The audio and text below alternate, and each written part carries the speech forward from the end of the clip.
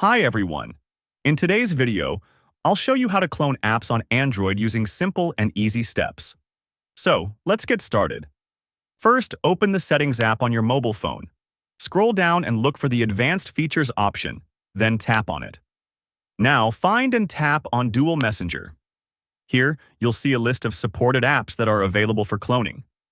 Next, turn on the toggle for the app that you want to clone. Once you enable it, tap on the Install button.